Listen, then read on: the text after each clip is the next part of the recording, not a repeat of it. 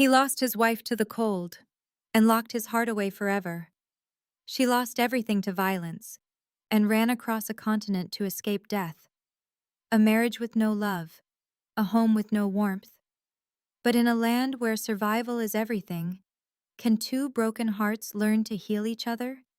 Healing doesn't come from forgetting the past, but from finding someone willing to face it with you. Welcome to our channel, where we tell stories of the Wild West, love and hardship, motherhood, compassion, and the quiet strength between people. If this story speaks to you, please like, comment, share, and subscribe. This content was carefully researched, developed, and manually edited by our team to deliver meaningful stories with valuable life lessons. Thank you for being part of our community. The Montana wind didn't just blow, it screamed. The heavy, iron-banded wheels of the stagecoach groaned a final, agonizing protest before grinding to a halt in the knee-deep snow. Evelyn "Evie" Vance didn't wait for the driver to open the door. She pushed it open herself, the hinges shrieking against the ice, and stepped out into a world made entirely of white and unforgiving gray. The cold hit her like a physical blow, stealing the breath from her lungs. Instinctively, Evie crossed her arms, pressing a gloved hand tightly against her bodice. Beneath the layers of heavy wool and stiff cotton, the jagged edge of a silver coin bit into her skin. It was stained with a rust-colored shadow that no amount of scrubbing could wash away. A ghost from the east, a promise of violence. She took a slow, steadying breath. "You're alive," she reminded herself. "You're untraceable." "You the mail-order bride?" The voice was a low, gravelly rasp that cut through the howling wind. Evie turned. A shadow detached itself from the timber awning of the stage station. As the man stepped into the meager, flickering light of an oil lantern, the breath Evie had just caught hitched in her throat. Gideon Cross was a mountain of a man, clad in a heavy shearling coat, and a Stetson pulled low over his eyes. But it wasn't his sheer size that made her pause. It was the brutal, jagged scar that sliced diagonally across his left cheek, pulling the corner of his mouth into a perpetual hardened grimace. It was the face of a man who had fought the devil and walked away with only half his soul. He stared at her, his pale eyes entirely devoid of warmth. He was waiting for her to flinch. He was waiting for her to burst into tears, to gather her skirts, and beg the stage driver to take her back to civilization. Evie held his gaze, her chin lifting a fraction of an inch. "I am Evelyn Vance, and you are Mr. Cross." A muscle feathered in Gideon's unscarred jaw. He didn't offer a polite greeting. He didn't offer a smile. He merely stepped forward, hoisted her single, battered carpet bag as if it weighed nothing, and turned his back. "Wagons over here, keep up." The ride to the ranch was a symphony of desolation. The rhythmic, muffled thud, thud, thud of the draft horses' hooves in the snow and the sharp crack of the leather reins were the only sounds between them. Evie sat rigid on the wooden buckboard, her teeth clattering quietly as the frost seeped through her thin eastern coat. Gideon didn't offer her his blanket.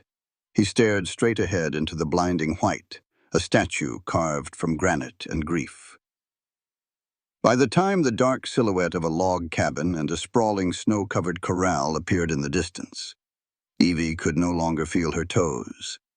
The inside of the cabin offered shelter from the wind, but very little warmth. It smelled of stale pine smoke, black coffee, and a profound, suffocating emptiness. There were no curtains on the windows, no rugs on the rough-hewn floorboards. It was a place for a man to survive, not to live. Gideon dropped her bag on the floor with a heavy thud. He didn't bother taking off his hat. "Let's get one thing straight, Miss Vance," Gideon said, his voice echoing off the bare timber walls. He turned to face her, his massive frame dominating the small room. "My advertisement was for a wife on paper, a partner in labor. If you came here expecting poetry, romance, or someone to hold your hand when the wolves howl, you got on the wrong stagecoach." Evie stood perfectly still, letting the frost melt from her eyelashes. "I read the advertisement, Mr. Cross." "Good." Because here are the rules, he continued, taking a step closer.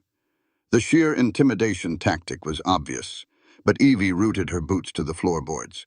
You'll sleep in the back room. I sleep out here. You will pull your weight on this ranch, cooking, mending, tending the livestock. You don't expect anything from me but a roof and 3 meals a day. And you will never, under any circumstances, ask me about Sarah. The name hung in the frigid air, heavy and bruised. His late wife. The phantom that occupied every empty corner of this desolate cabin. He looked at her, searching her pale, frost-bitten face for a crack. Do we have an understanding? Evie looked at the hard lines of his scarred face. The grief carved so deeply into his features that it looked like a physical wound. He was trying to terrify her. He wanted to push her away before she could even unpack, terrified of letting another human being close enough to hurt him. She didn't give him the satisfaction of tears. She didn't offer empty words of comfort. I don't mind the cold, Mr. Cross, Evie said, her voice remarkably steady, devoid of the Eastern fragility he so clearly expected. And I have no interest in your ghosts. I only ask that you don't ask about mine. Gideon's eyes narrowed slightly, a flicker of surprise breaking through his icy facade. He stared at her for a long, silent moment, the wind rattling the window panes around them. Finally, he gave a curt single nod. The back room is through there, he muttered, turning his back to her to stoke the dying embers in the hearth. Start the fire in the iron stove. Breakfast is at dawn. Evie picked up her carpet bag and walked into the pitch-black room at the back of the cabin. It was little more than a closet, holding a narrow cot with a thin quilt and a cracked wash basin. It was freezing, lonely, and entirely devoid of comfort. It was perfect. She set her bag on the cot. With numb, trembling fingers, she unbuttoned the high collar of her dress, reaching deep into the hidden pocket sewn into her corset. She bypassed the silver coin, her fingers curling around the cold, heavy steel of a Remington double derringer. In the suffocating silence of the Montana night, the sound of Evie pulling back the hammer was deafening. Click-clack. She let out a long, foggy breath into the dark. Gideon Cross thought he had brought home a delicate, loveless bride. He didn't know that Evelyn Vance hadn't come to Montana looking for a husband. She had come looking for a fortress, and she was fully prepared to defend it. Dawn did not arrive in Montana. It bled slowly over the jagged peaks of the Bitterroot Mountains, casting a pale, bruised light across the frozen valley. Inside the cabin, the cold was a living, breathing entity. Evie woke shivering so violently that her teeth ached. Her breath plumed in the freezing air of the back room, a white cloud against the darkness. For a fleeting second, the plush feather beds and coal-warmed rooms of her life back east flashed through her mind. She crushed the memory instantly. Comfort was a luxury for people who weren't being hunted. She dressed in the dark, layering thick cotton over her corset, followed by a heavy wool skirt that already felt like a lead weight. When she stepped into the main room, Gideon was already awake. He stood by the cast-iron stove, fully dressed in his shearling coat, drinking black coffee from a battered tin cup. He didn't look at her. The silence in the cabin was so thick it felt like it could choke her. There's salt pork in the pantry, Gideon said, his voice a low, gravelly rumble that barely carried over the whistling wind. Coffee's on the stove. Eat fast. Daylight burns. Evie didn't ask for a polite good morning. She fried the pork, drank the bitter, scalding coffee, and followed him out into the biting wind. If Gideon Cross expected his mail-order bride to weep at the sight of actual labor, he had severely miscalculated. He led her to the massive, cavernous barn that smelled intensely of manure, wet horsehair, and rotting hay. The structure was a fortress of shadows and drafts. The 3 lower stalls need mucking out, Gideon instructed, pointing a calloused finger toward the darkest corner of the barn. Wheelbarrow is by the door. Dump it behind the ridge. When you're done, chop a cord of kindling from the pine stack out back, and haul water from the creek to fill the trough. Ice is thick. Use the iron pick to break it. It was the workload of a hired farmhand, not a newly arrived bride from the city. He was testing her. He wanted to break her on her first day, hoping she would pack her carpet bag and demand a ride back to the stage station. "Understood," Evie said, her voice steady. Gideon's jaw tightened. Without another word, he turned and strode out to the corral to break ice for the horses, leaving her alone in the dim, freezing barn. Evie found the pitchfork. Its wooden handle was rough and splintered. She began to work. The first hour was a battle against the sheer weight of the heavy, wet straw and manure. The second hour was a battle against her own body. Evie was not a fragile woman, but her hands were accustomed to fountain pens, needlework, and the velvet upholstery of a parlor, not the brutal friction of a splintered ashwood handle. By the time she finished the first stall, the skin on her palms had worn raw. By the time she finished the third stall, the blisters had popped. A sharp gasp escaped her lips as a sliver of wood dug into the raw, weeping flesh at the base of her thumb. Evie dropped the pitchfork, staring at her hands. Blood was smearing across her pale skin, mixing with the grime and dirt of the barn. Every pulse of her heart sent a sickening throb through her fingers. She looked toward the barn doors. Through the slats, she could see Gideon in the distance, working a frantic, bucking colt in the round pen. He moved with a brutal, effortless grace, his massive shoulders absorbing the shock of the violent animal. He was waiting for her to come crying out into the snow, holding her bleeding hands, begging for mercy. Evie's jaw locked. She knelt in the hay, grabbed the hem of her heavy cotton petticoat and ripped it. The sound of tearing fabric was loud in the empty barn. She tore 2 long strips of white cotton and wrapped them tightly around her bleeding palms, knotting them with her teeth. It wasn't a bandage, it was a binding. She picked up the pitchfork again. The coarse wood ground against her raw skin through the thin cotton. But she didn't stop. She wouldn't stop. The sun dragged its way across the pale gray sky. Evie moved from the stalls to the wood pile. The axe was incredibly heavy, throwing her off balance with every swing. Splinters of frozen pine flew into the air, biting her cheeks. Her shoulders screamed in agony, her back muscles tightening into rigid knots. Every breath she took felt like inhaling crushed glass. Late in the afternoon, she picked up the 2 wooden water buckets. The creek was a 1/4-mile walk downhill. She used the heavy iron pick to shatter the ice, the shock reverberating up her arms and rattling her teeth. Filling the buckets was easy. Carrying them back up the snowy incline was torture. The water sloshed over the rims, freezing instantly onto her skirt, turning the heavy wool into an icy cage around her legs. Halfway up the hill, near the edge of the corral, her boot hit a slick patch of black ice beneath the snow. Evie's legs gave out. She went down hard, her knees slamming into the frozen earth. The buckets tipped, spilling gallons of freezing water over her boots and skirt. A shadow fell over her. Gideon stood 10 feet away, a coil of rope in his gloved hands. He had been watching her. He saw the fall.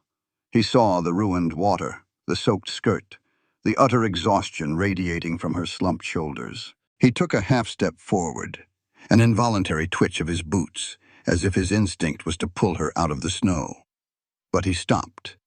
He stayed rooted to the spot, his face an unreadable mask of stone. Evie didn't look at him. She didn't ask for his hand. With a ragged, shaking breath, she pushed herself up from the ice. Her bloody makeshift bandages were soaked through, turning the white cotton a rusty pink. She grabbed the handles of the empty buckets, her knuckles white, and turned back toward the creek without a single backward glance. Gideon watched her walk away, his chest tight.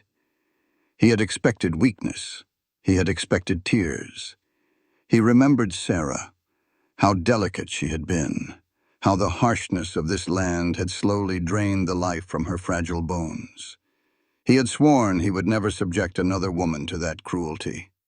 He had piled on the labor today to drive Evie away, to save her from this place, and to save himself from the agony of failing another wife. But as he stared at the bloody strips of cloth tied around Evie's hands, Gideon realized something profound. Evelyn Vance was not fragile. She was forged of iron. Dinner that night was a quiet affair. Evie had managed to cook a pot of beans and cornbread, though she could barely grip the wooden spoon to stir it. She sat across from Gideon at the small, scarred wooden table, staring blankly at her plate. Her hands rested in her lap, trembling so violently that she couldn't risk picking up her fork. Gideon ate in silence, his eyes occasionally flicking to the dark circles under her eyes, the soot on her cheek, and the stiffness in her shoulders. The silence wasn't hostile anymore. It was heavy with unspoken realization. When the meal was done, Evie slowly pushed herself back from the table. "I will wash the plates in the morning, Mr. Cross," she whispered, her voice completely devoid of emotion. "I am going to sleep." "Leave them," was all he said. Evie walked into the freezing back room and pushed the door shut. She didn't bother undressing. She sat on the edge of the narrow cot, gingerly untying the bloody cotton strips from her hands. The skin was ruined, raw and throbbing with a sickening heat. She closed her eyes, fighting the desperate urge to cry. Crying was for the weak. Crying meant Silas Gentry had won. She opened her eyes and turned toward the cracked wash basin to clean her wounds. She stopped. Sitting perfectly centered on the porcelain rim was a small, round tin. It hadn't been there this morning. Evie reached out with trembling fingers and popped the lid off. The sharp, soothing scent of peppermint, beeswax, and pine resin filled the small room. It was a high-grade healing salve. Evie stared at the tin, then looked back at the closed wooden door separating her from Gideon Cross. He hadn't spoken a word of comfort. He hadn't apologized for the brutal day. But in the harsh, unforgiving language of the Montana frontier, the tin of salve was a concession. It was a white flag. Evie scooped a generous amount of the ointment onto her ruined palms, the cooling relief making her sigh aloud in the darkness. As she wrapped her hands in fresh cloth, a small, weary smile touched her lips for the first time in months. The ice was incredibly thick, but she had just found the first crack. A month passed. The brutal Montana winter slowly began to loosen its death grip on the valley, leaving behind a treacherous landscape of freezing mud, crusty snow, and biting winds. A routine had settled over the Cross Ranch. It was an arrangement built on calluses, exhausted sleep, and a profound shared silence. Gideon no longer assigned Evie impossible tasks. Instead, they worked in tandem. She anticipated his needs in the barn, having the tack ready before he asked. He, in turn, silently ensured the heaviest firewood was always chopped and stacked right by the kitchen door. The ice between them hadn't melted entirely, but it had thinned. Evie caught him watching her sometimes, his pale eyes tracking her movements as she kneaded dough or brushed down the horses. When she looked back, he would quickly turn away, his scarred face tightening as if angry with himself for looking. It was a Tuesday morning when the uneasy peace shattered. Evie was in the corral throwing fresh hay to the milk cow when she noticed the silence. The lower pasture, usually filled with the lowing of Gideon's small herd of cattle, was eerily quiet. She looked toward the creek that cut through the property. The water, which usually roared with the early spring melt, was reduced to a pathetic, muddy trickle. The stable doors slammed open. Gideon strode out, his face like thunder. He had his heavy gun belt strapped low on his hips, the pearl handle of his Colt gleaming in the gray light. In his left hand, he carried a coil of thick hemp rope. "Get inside the cabin, Evie," he ordered, his voice carrying a dangerous edge she hadn't heard before. He swung up onto the back of his massive roan stallion. "What's happened?" she asked, dropping the pitchfork. "Creek's dry. The cattle are going crazy at the mud flats." Gideon spurred his horse toward the canyon trail. "Someone dammed the water up at the gorge. I'm going to go have a word with them. Lock the door." Evie watched him ride off, her heart hammering against her ribs. Damming a creek in cattle country wasn't just a nuisance. It was an act of war. Men died over water rights out here. Gideon was riding up a narrow canyon, alone into a blind trap.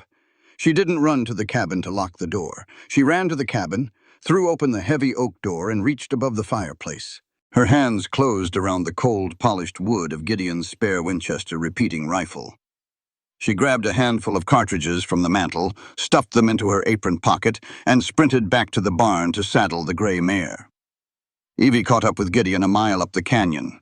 The roan stallion snorted, dancing sideways as Evie's mare pulled up alongside him. Gideon whipped his head around, his eyes blazing with furious disbelief. "I told you to stay in the cabin!" he roared over the sound of the wind whipping through the narrow rock walls. Evie pulled back the lever of the Winchester with a sharp metallic clack, chambering around. She rested the heavy barrel across her saddle pommel, staring him down. "I am your partner in labor, Mr. Cross. The cattle are the labor. I'm not letting you ride into a canyon ambush alone." Gideon opened his mouth to shout at her again, to demand her obedience, but the words died in his throat. He looked at the fierce, unyielding fire in her dark eyes, the steady grip she had on the rifle. Sarah would have wept and hidden under the bed. Evie had armed herself and ridden into the crossfire. He clenched his jaw, giving a curt nod. "Stay behind me. If shooting starts, you ride for the sheriff in town. Don't look back." "Just ride, Gideon," she replied. They rounded the bend of the canyon, and the source of the problem became glaringly obvious. Spanning the narrowest part of the rocky gorge was a freshly built earthen dam, reinforced with felled pine logs. The water was backing up into a deep artificial pool, choking off the lifeblood of Gideon's ranch. Standing atop the makeshift dam were 5 men. They weren't ranchers. They wore long dusters, low-slung holsters, and the unmistakable, arrogant slouch of hired guns. "Josiah Blackwood's men," Gideon spat, his voice pure venom. He pulled his stallion to a halt 30 yards from the dam. Evie kept her mare slightly behind his, raising the Winchester to her shoulder. "That's far enough, Cross," one of the men shouted down from the logs. He was a large, bearded man, chewing on a thick cigar. "This water belongs to the Blackwood Cattle Company now. We're redirecting the flow to the upper valley." "That water runs through my deeded land, you son of a bitch," Gideon growled, his hand hovering inches from the grip of his Colt. "Tear that dam down, or I'll tear it down with you underneath it." The bearded man laughed, spitting a wad of tobacco into the frozen mud. "There's 5 of us, Cross, and just you and your pretty little mail-order bride. Go home before you make Sarah a widow all over again." The mention of his dead wife snapped the last thread of Gideon's control. With a feral roar, Gideon spurred his horse forward. He didn't draw his gun, he wanted to feel bone break. He vaulted off the saddle while the horse was still moving, tackling the bearded man off the logs and plunging them both into the icy mud below. Chaos erupted. The other 4 men scrambled down the rocky bank. One swung a heavy shovel, catching Gideon across the shoulder. Gideon grunted, spinning around and driving a devastating right hook into the man's jaw, shattering bone. But he was outnumbered. 2 more men piled onto him, dragging him into the mud, throwing brutal punches to his ribs and face.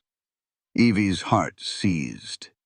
She watched the melee, her breath turning to shallow, rapid gasps. Gideon was strong, fighting like a cornered grizzly, but a 3rd man was pulling a heavy iron pickaxe from the dirt, raising it above Gideon's exposed back. No. Evie didn't scream. She didn't hesitate. She squeezed her left eye shut, aligned the iron sights of the Winchester with the man holding the pickaxe, calculated the crosswind, and smoothly pulled the trigger. The crack of the rifle shot echoed through the canyon like a cannon blast. A puff of gray dust exploded from the man's Stetson as the bullet tore through the crown of his hat, less than an inch from his skull. The hat flew off his head into the water. The man froze, dropping the pickaxe in sheer terror, his hand shooting up into the air. The gunshot froze the brawl instantly.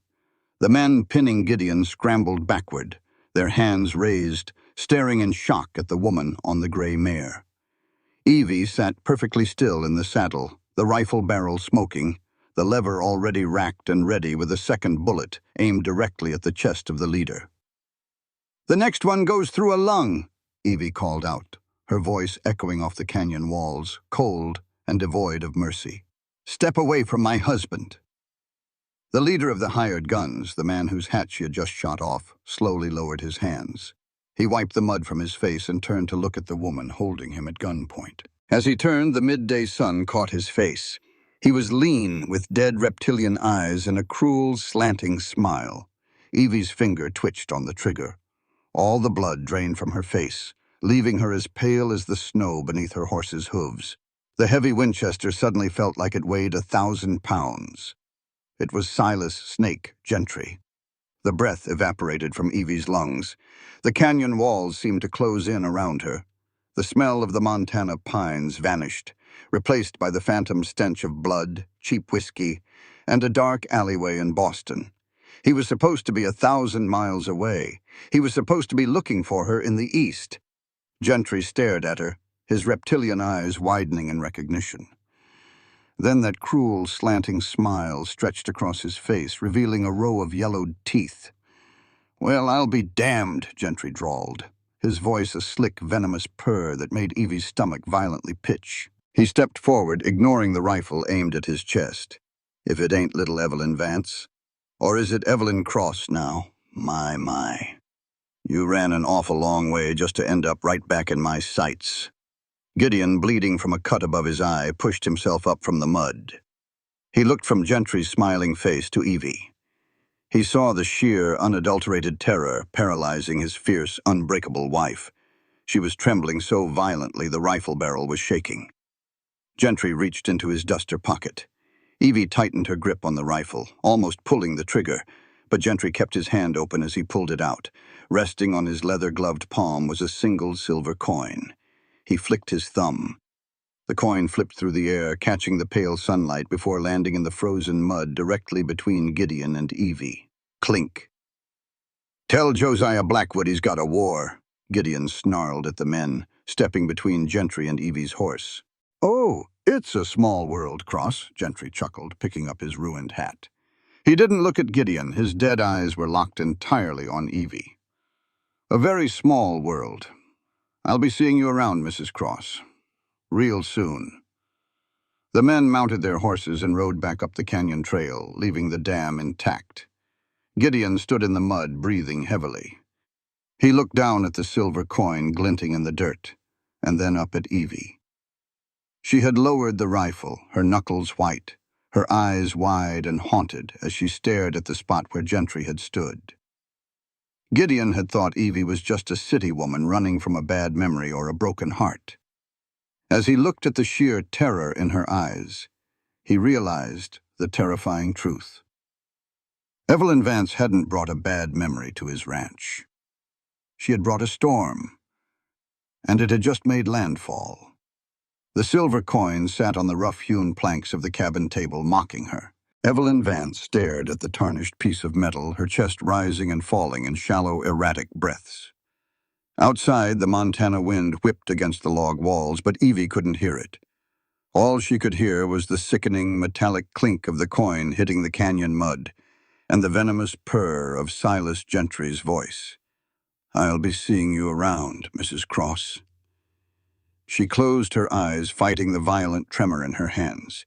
She had traveled across a continent to escape the shadows of Boston's criminal underbelly. She had traded her freedom for a marriage of convenience to a scarred, grieving rancher, all for the promise of a fortress where a man like Gentry could never find her. But the frontier was a cruel joke. Gentry wasn't just here. He was working for Josiah Blackwood, the very man trying to choke the life out of Gideon's land. Heavy, uneven footsteps sounded on the porch. Evie snatched the coin from the table, shoving it deep into the pocket of her heavy wool skirt, just as the cabin door swung open. Gideon stepped inside, bringing a flurry of snow and the sharp scent of pine and horse sweat with him. A dark purple bruise was blooming along his left cheekbone where Gentry's man had struck him, and his knuckles were split and crusted with dried blood. He didn't ask her about the coin. He didn't ask her about the raw terror he had witnessed in her eyes up at the canyon. The silence between them had returned, but it was no longer empty. It was heavy with unasked questions and a dangerous, simmering tension. "Town day," Gideon grunted, tossing a burlap sack onto the table. He didn't look at her, his jaw set in a rigid line. We need flour, salt, and cartridges for the Winchester. Get your coat. We leave in 10 minutes. The town of Bitter Creek was a jagged scar of civilization, cut into the vast, unforgiving wilderness. It was a single muddy thoroughfare lined with false-fronted wooden buildings that looked as though a stiff wind could blow them over. Evie sat rigidly on the wagon bench beside Gideon as the draft horses plodded through the frozen muck. The rhythmic thud, squelch, thud of the hooves was the only sound she focused on. She kept her chin high, her eyes fixed straight ahead. As the wagon rolled past the boardwalks, the town seemed to collectively hold its breath. Evie felt the weight of their stares like physical blows. Women in heavy shawls stopped sweeping their porches, their eyes darting from Gideon's scarred face to Evie's plain, practical dress, whispering behind gloved hands. Men outside the livery stable tipped their hats mockingly, their gazes lingering on her with a mixture of pity and crude curiosity. They all knew the story of Gideon Cross. They all knew about his beloved Sarah, the fragile angel who had perished in the harsh winter 3 years ago. And they all saw Evie for exactly what she was, a mail-order replacement, a stranger bought and paid for to warm a widower's bed and scrub his floors.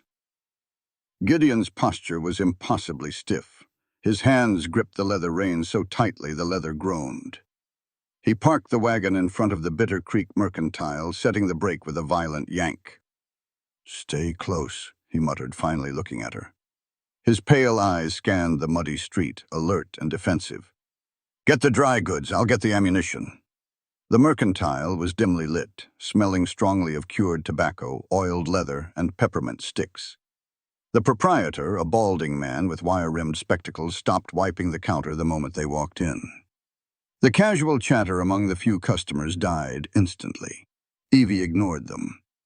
She pulled a folded piece of paper from her pocket and approached the counter, her voice crisp and authoritative.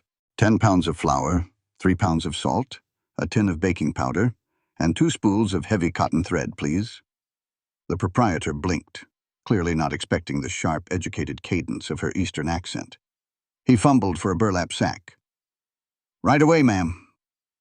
"Well, if it ain't the grieving widower." The voice slurred from the open doorway connecting the Mercantile to the adjoining saloon. Evie turned. Leaning heavily against the doorframe was a man in his late 20s, though the deep lines of bitterness and the unhealthy flush of whiskey made him look a decade older. His clothes were expensive but rumpled, stained with spilled liquor and trail dust. He held a half-empty bottle of rye in one hand, his eyes bloodshot and fixed entirely on Gideon. A collective gasp swept through the Mercantile. Gideon, who had been examining a box of Winchester cartridges, went completely rigid. "Caleb," Gideon said. His voice was devastatingly quiet, carrying a weight of guilt so heavy it made Evie's chest ache. Caleb Thorne pushed himself off the doorframe, stumbling slightly as he walked into the Mercantile. He didn't look at Evie. He walked straight toward Gideon, the smell of cheap whiskey rolling off him in waves. 3 years, Caleb spat, the words stumbling over his tongue. 3 years you played the broken man, Cross, and now you just buy a new one? He gestured wildly with the bottle toward Evie, a cruel, mocking sneer twisting his features. "What did this one cost you? $50 and a train ticket? Does she wear Sarah's dresses too?" "Caleb, that's enough," Gideon said, his voice a low, warning rumble. He took a step forward, intentionally placing his massive body between Caleb and Evie. "Go home. You're drunk." "I'm drunk because my sister is rotting in the ground on your property," Caleb roared, the sudden violence in his voice making the proprietor flinch. "She trusted you. We all trusted you to take care of her. But you dragged her out to that frozen hell of a cabin and let the winter kill her." Gideon didn't defend himself. He didn't raise his voice. He simply stood there, absorbing the verbal blows as if he believed he deserved every single one of them. His broad shoulders slumped a fraction of an inch, and the scarred side of his face twitched. He was letting Caleb tear him apart in front of the entire town, because a dark, tortured part of his soul agreed with the accusations. Evie felt a sudden, white-hot surge of fury ignite in her chest. It wasn't a calculated anger. It was a raw, primal instinct. She had spent the last month watching Gideon Cross break his back working that land. She had seen the way he stared into the hearth fire late at night, a man completely consumed by a grief he refused to share. He was scarred, he was harsh, and he was terrified of his own heart. But he was honorable, and she would be damned if she let a drunken coward humiliate him. Evie stepped out from behind Gideon. She moved so fast that Caleb didn't even have time to register her presence before she closed the distance between them. She didn't shout.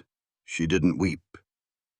Evie raised her right hand, the hand still wrapped in the raw, healing bandages from the pitchfork, and brought it across Caleb Thorne's face with every ounce of strength she possessed.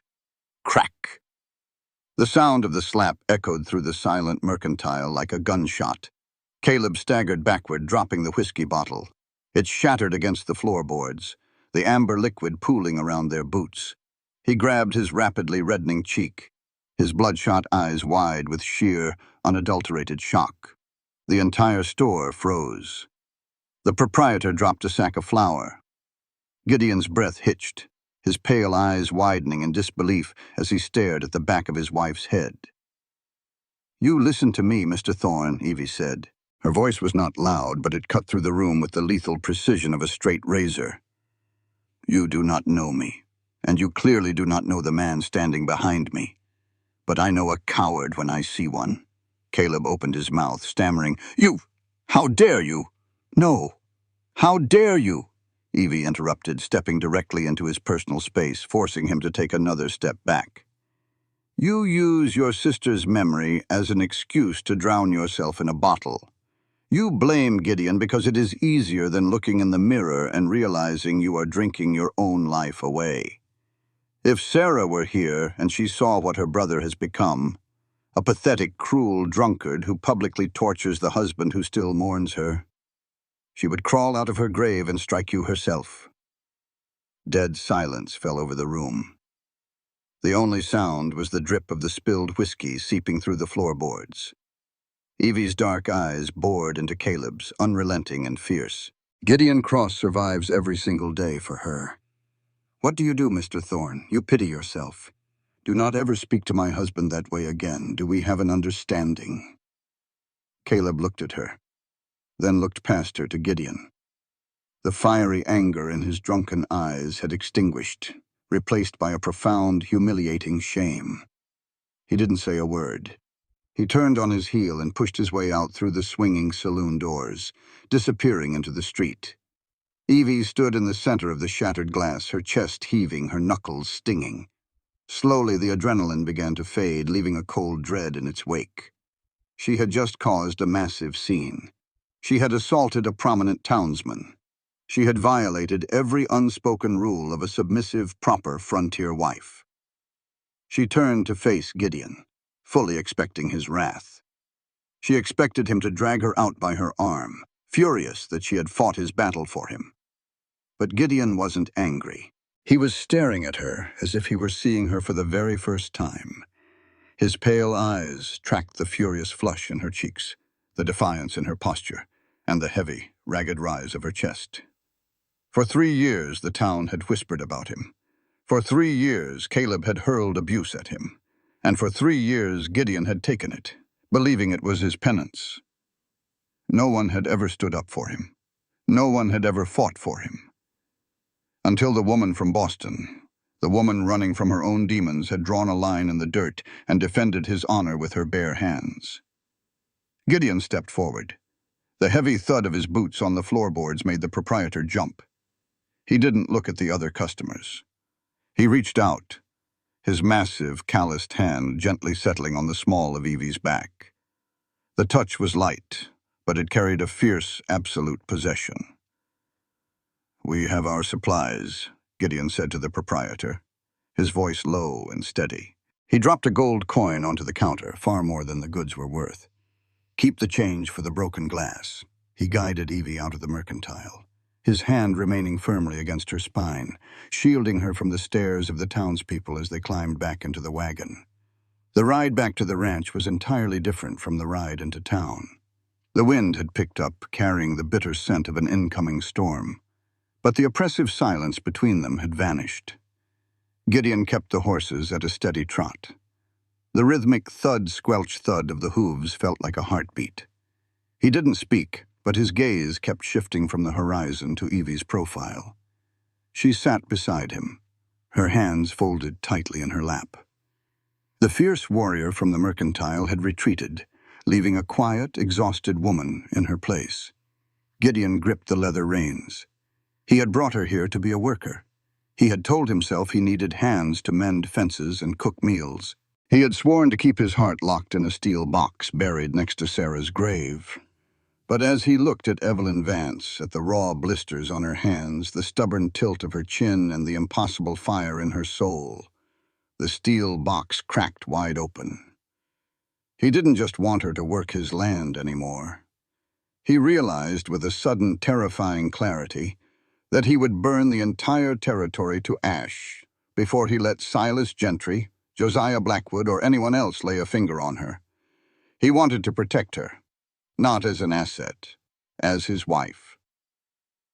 The sky did not darken. It bruised. By noon the following day, the pale gray horizon had turned a sickly violet shade of plum. The wind, which usually howled down the canyon, suddenly died, leaving an unnatural, suffocating stillness over the valley. The temperature plummeted so fast that the mud in the corral froze solid within an hour, snapping under Evie's boots like broken glass. Gideon stood on the porch, his eyes narrowed at the encroaching darkness. "It's a whiteout coming," he said, his voice grim. "The worst kind. We have maybe 2 hours before it hits." The ranch shifted into a frantic, desperate rhythm. It was a race against the sky. Evie didn't need to be told what to do. While Gideon corralled the horses into the deepest, warmest part of the barn and secured the heavy wooden doors with iron latches, Evie worked the woodpile. She loaded her arms with as many split pine logs as she could carry, running back and forth from the stack to the cabin until a massive mountain of firewood filled half the kitchen area. She filled every bucket, pot, and kettle with water from the creek, knowing it would be frozen solid by nightfall. When the first flakes began to fall, they weren't soft or drifting. They were sharp, granular pellets of ice driven sideways by a sudden, screaming wind. Gideon grabbed Evie by the arm, hauling her up the porch steps just as the storm swallowed the valley. He slammed the heavy oak door shut behind them, dropping the thick iron bar into its brackets with a resounding clang.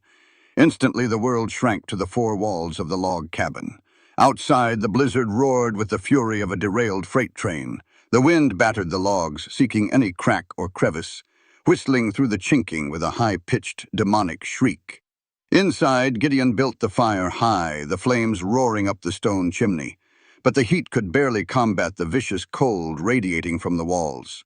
For the first 24 hours, it was a test of endurance. They ate dried jerky and beans by the fire, wrapped in heavy wool blankets. They spoke very little, the sound of the storm drowning out any attempt at conversation. Evie watched Gideon as he continuously paced the small room, his eyes frequently darting to the ceiling. "What is it?" Evie asked, her voice raspy from the dry, smoky air. "The snow," Gideon muttered, staring at the thick, exposed pine beams above their heads. "It's wet and heavy, and it's falling too fast. The roof pitch isn't steep enough to shed it." By the night of the second day, the true nightmare began. Evie was huddled under her quilt on the cot in the back room when she heard it. It wasn't the wind.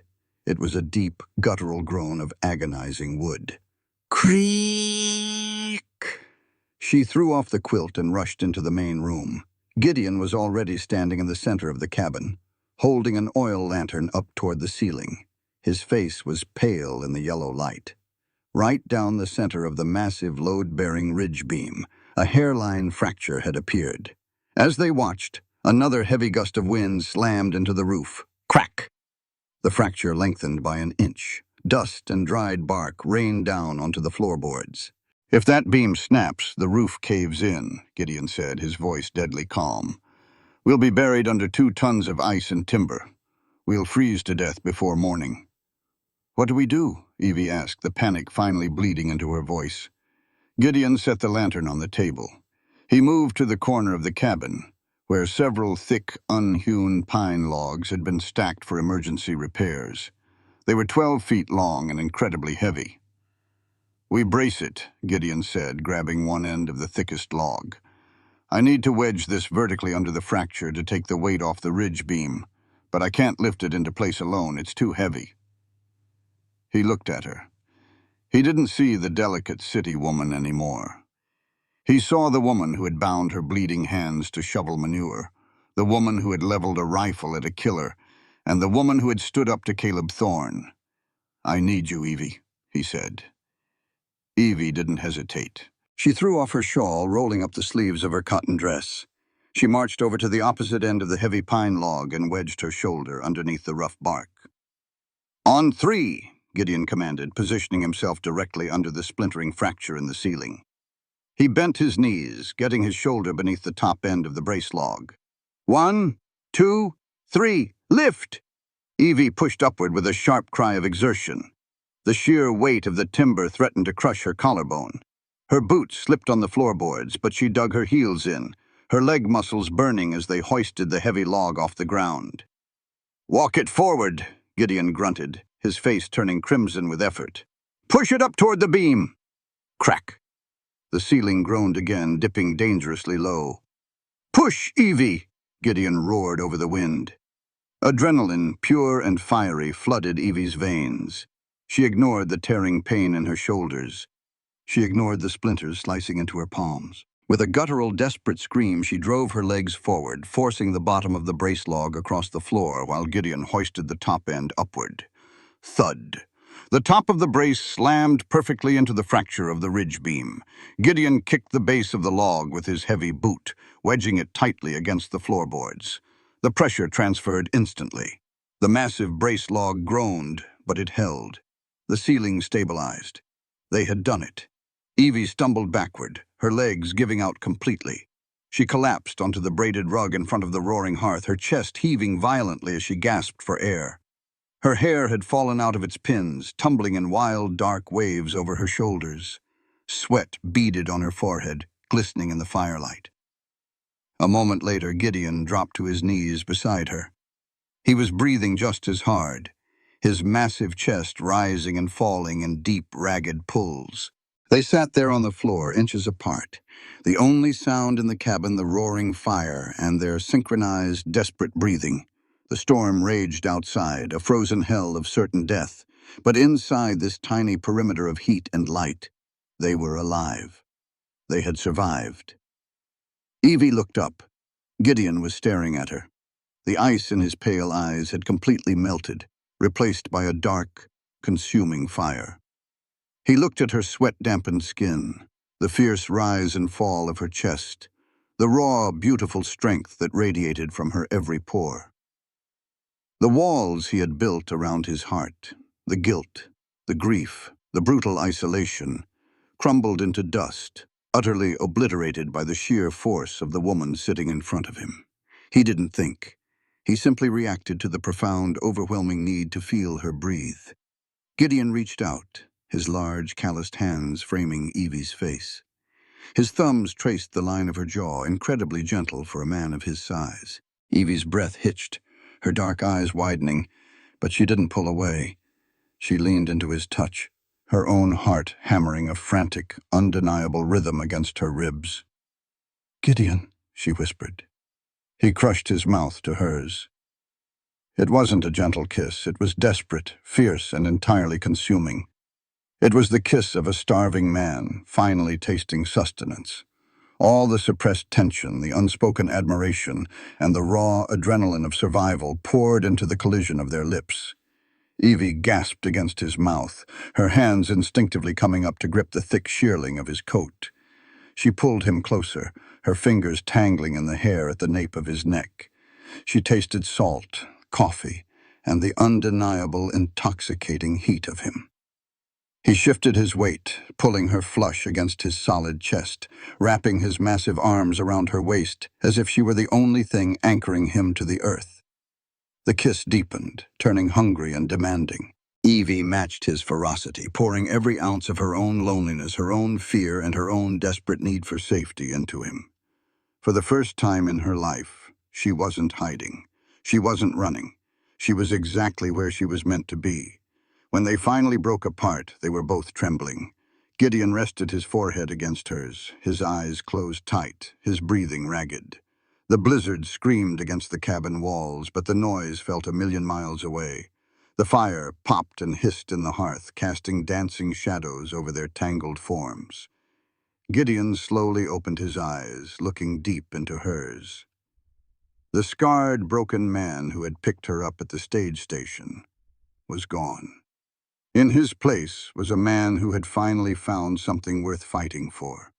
He brushed a stray lock of hair from her cheek, his thumb lingering on her bottom lip. "I'm done pretending, Evie," Gideon whispered, his voice thick with a raw, terrifying vulnerability. "I'm done." Evie let out a shaky breath, resting her hand flat against his chest, feeling the heavy, steady thud of his heart. She smiled, a genuine, radiant expression that reached her eyes. "So am I," she replied. The storm outside was furious and wild, but it was nothing compared to the fire that had just ignited within the cabin walls. The morning after the blizzard broke, the Montana Territory was a graveyard of blinding, silent white. The wind had finally exhausted itself, leaving behind a sky of fractured, brilliant blue that seemed almost cruel in its clarity. Inside the cabin, the heavy brace log still held the fractured ridge beam. The fire had burned down to glowing red embers, casting a soft, warm light over the cot in the main room. Gideon woke first. For a long moment, he didn't move. He lay perfectly still beneath the heavy wool blankets, acutely aware of the weight resting against his chest. Evie was asleep, her dark hair a tangled halo against his shoulder, her breathing slow and even. Her injured hands, still wrapped in fresh white cotton, were curled trustingly against his collarbone. A profound, terrifying peace settled over him. For 3 years, he had woken up with a chest full of broken glass. He had woken up to the crushing weight of failure and the ghosts of a life he couldn't save. But this morning, the air in his lungs felt clean. The woman in his arms wasn't a replacement. She was a resurrection. Carefully, so as not to wake her, Gideon slipped from the bed. He pulled on his heavy canvas trousers, his wool shirt, and strapped his gun belt around his waist. He stoked the fire, adding 3 fresh logs, and quietly unbarred the heavy oak door to check the damage outside. The cold was sharp enough to crack bone. Snowdrifts had piled as high as the porch eaves, burying the world in a deceptive, glittering blanket. Gideon strapped on his snowshoes and began the arduous trek toward the barn. It took him nearly an hour to dig a trench through the compacted snow to the heavy sliding doors. When he finally pried them open, a wave of pungent animal heat washed over him. The horses whinnied in the darkness, stamping their hooves in agitation, but they were alive. He fed them, broke the ice in their troughs, and moved to the back to check on the small herd of cattle that had sought shelter in the lean-to. They were huddled together, shivering, but breathing. They had survived the worst of it. Gideon spent the entire day digging out the property. Evie joined him by noon, wrapped in 2 shawls, her cheeks flushed bright red from the cold. They worked side by side, clearing the pump, shoveling a path to the woodpile, and securing the roof. They didn't speak of the kiss. They didn't need to. Every time they passed each other, a lingering look, a brush of shoulders, or the gentle press of Gideon's gloved hand against the small of her back spoke volumes. The contract of convenience was dead and buried beneath the snow. But Josiah Blackwood was not a man to let a blizzard halt his ambitions. He was a man who used the cover of disaster to strike. The attack came at 3 in the morning. It didn't begin with gunfire. It began with the sharp, acrid scent of kerosene and burning pine. Gideon snapped awake, his instincts flaring before his conscious mind even registered the threat. The cabin was dark, But through the frosted window pane, a violent, pulsing orange light painted the interior walls. "Evie!" Gideon roared, throwing off the blankets. "Get up!" Evie jolted upright, disoriented for only a fraction of a second before the smell of smoke hit her. She didn't scream. She threw her legs over the side of the cot, shoving her feet into her leather boots and grabbing the Winchester rifle leaning against the hearth. Gideon kicked the front door open. The night sky was completely obliterated by a towering inferno. The barn, the massive, sturdy fortress that housed their horses, their winter feed, and their livelihoods, was completely engulfed in flames. "No!" Gideon bellowed, a sound torn straight from his soul. He sprinted off the porch, plunging into the knee-deep snow, moving with a desperate, frantic speed toward the blazing structure.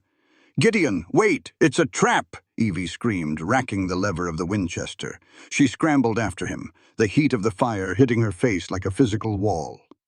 Through the roar of the flames, another sound cut through the night. The frantic, terrified lowing of cattle and the sharp crack of bullwhips.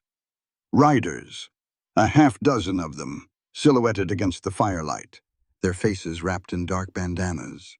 They weren't just burning the barn. They were running off the cattle that had survived the storm. Gideon reached the heavy sliding doors of the barn. The wood was already blistering, the iron handles glowing red-hot. He didn't care. He wrapped his heavy shearling sleeve around his hand and hauled the door open, ignoring the searing pain as the heat bit into his flesh. The inside of the barn was an apocalyptic nightmare. Flaming embers rained down from the hayloft. The smoke was thick, black, and suffocating. The horses were screaming, rearing up in their stalls, trapped in a primal panic. Gideon plunged into the smoke. He threw his heavy coat over the head of the gray mare, blindly unlatching her stall and slapping her hindquarters to drive her out into the snow. He moved to the massive roan stallion, fighting the terrified animal's sheer weight, to guide it through the blinding smoke toward the exit. Evie stood in the snow, the Winchester pressed to her shoulder. She tracked the riders who were systematically driving Gideon's small herd up the northern ridge. She sighted the nearest rider, exhaled, and pulled the trigger. The bullet shattered the rider's lantern, plunging that flank into darkness. The man cursed, ducking low over his saddle and spurring his horse out of range. They weren't looking for a firefight. They were looking to cripple the Cross Ranch. By the time Gideon dragged the last two horses out of the burning structure, coughing violently, his face smeared with soot and ash, the riders were gone. The cattle were gone. They stood together in the snow, watching the roof of the barn collapse inward with a deafening, showering crash of sparks that drifted up into the starry sky. The heat was immense, melting the snow around their boots, but Evie had never felt so cold. "They took the herd," Evie whispered, her voice trembling with a mixture of rage and despair. Gideon stared into the flames. His left hand was badly burned, the skin red and blistering, but he didn't seem to feel it. His jaw was locked so tightly the muscles fluttered beneath his scar. "They didn't just go north," Gideon said, his voice a low, dangerous rasp. He pointed to the deep, churning tracks left in the snow by the stolen cattle. "They drove them toward the ridge, toward Caleb's land." Evie looked at him, confused. "Why would Blackwood drive our cattle onto Caleb's land?" "He wouldn't, unless he was hitting us both at the same time." Gideon turned away from the fire. He walked to the roan stallion, grabbing a surviving bridle from the snow and forcing the bit into the nervous horse's mouth. He didn't bother with his saddle. He swung himself up bareback, his silhouette framed by the burning wreckage. "Lock the cabin door," Gideon commanded. "Keep the rifle loaded. Shoot anything that comes within 50 yards. "Where are you going?" Evie cried out, grabbing the horse's reins. "Gideon, it's madness. You can't track them in the dark." "I'm not tracking the men. I'm tracking the herd." Gideon looked down at her, the firelight catching the deadly, absolute resolve in his pale eyes. "Blackwood thinks he can freeze us out. He thinks he can break us. I'm going to show him exactly what kind of man he's dealing with." He spurred the stallion, plunging into the darkness and the deep snowdrifts. The ride to the northern ridge was brutal. The snow was treacherous. hiding icy ravines and jagged rocks. Gideon relied on the sheer brute strength of the roan stallion to plow through the drifts. He followed the churned path left by the riders and the fleeing cattle. As he crested the ridge that separated his land from Caleb Thorne's, the moon broke from behind a cloud, illuminating the valley below. Gideon pulled back on the reins. The valley was a chaotic mess. Blackwood's men had driven Gideon's herd directly into Caleb's grazing land, creating a massive, panicked stampede. But the riders were already gone, abandoning the animals. They had achieved their goal. The cattle were scattered, exhausted, and pushing deeper into a deadly box canyon at the far end of Caleb's property. Worse, Gideon saw the dark, muddy scar in the snow leading down to Caleb's water source. Blackwood's men had used dynamite to blow the banks of the creek, flooding the lower pasture and turning it into a freezing, impassable bog. Gideon urged his horse down the ridge. As he reached the edge of the box canyon, the horrific reality set in. Dozens of cattle, some bearing his brand, but mostly bearing Caleb's Circle T, were trapped. They had blindly rushed into the narrow, dead-end canyon to escape the riders. Now, exhausted and terrified, they were bogging down in the deep, powdery drifts. In these temperatures, a stationary, exhausted cow would freeze to death before sunrise. Gideon sat on his horse, looking at the stranded animals.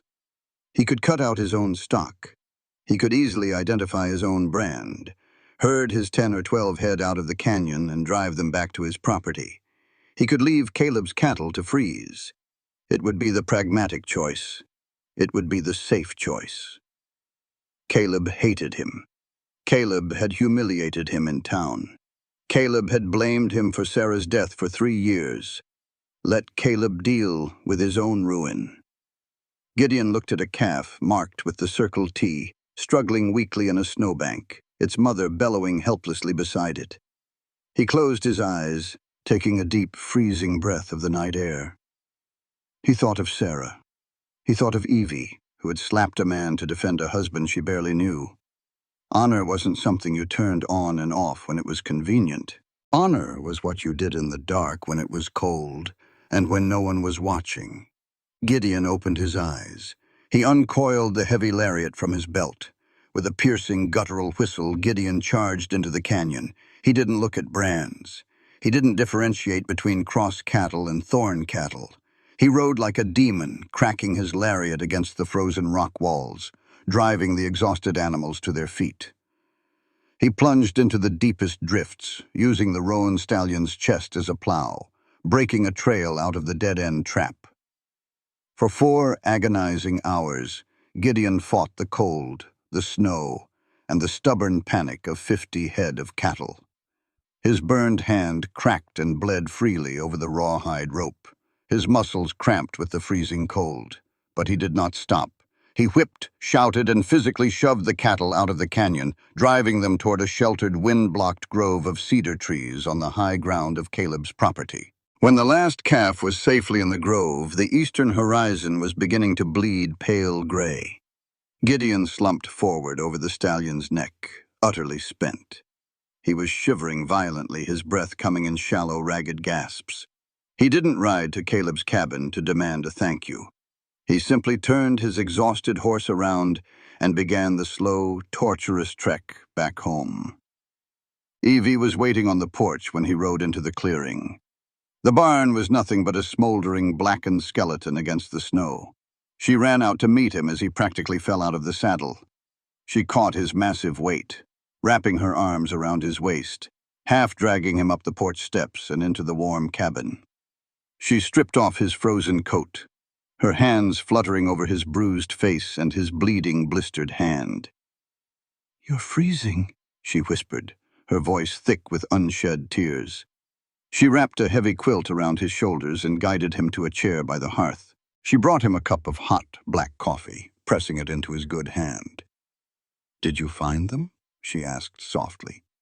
"Did you get the herd?" Gideon stared into the flames. "I drove them into Caleb's cedar grove. His herd was trapped with ours. I left them all there. They'll survive the rest of the winter in that timber." Evie stopped wrapping a bandage around his burned hand.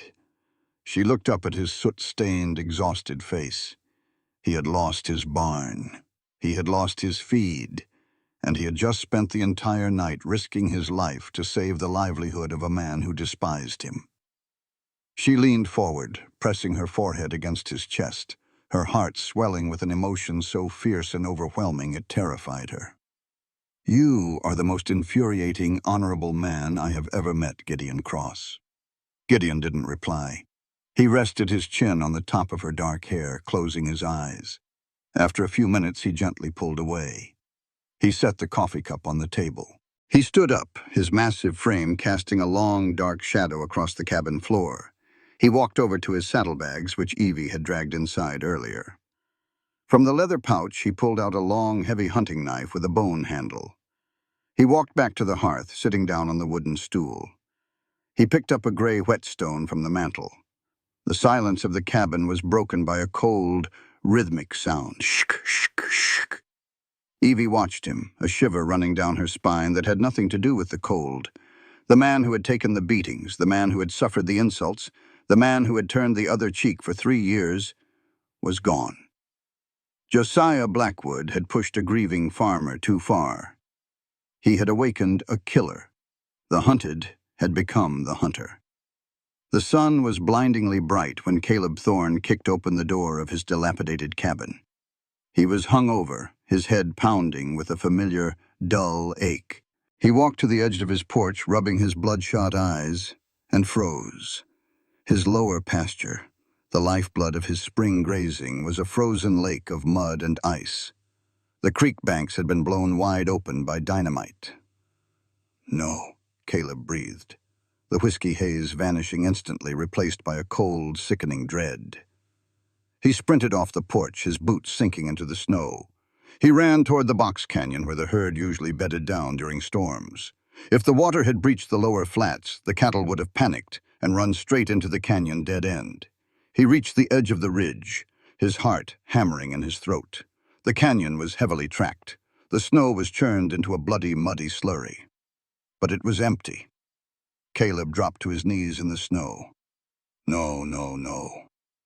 His entire livelihood, his family's legacy, the ranch he had promised Sarah he would protect, gone, frozen or driven off by Blackwood's men.